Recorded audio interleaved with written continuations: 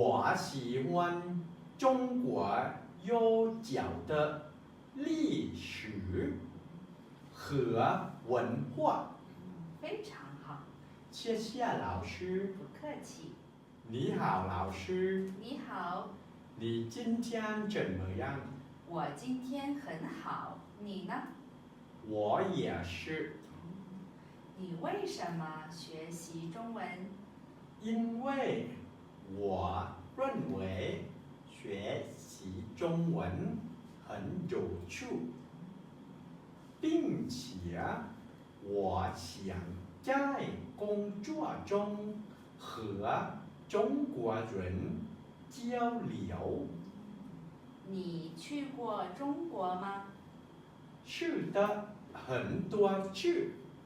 我喜欢中国悠久的历史和文化。非常好，谢谢老师。不客气。你在老挝新年有计划吗？我还没有，我会待在家里。我知道了。谢谢。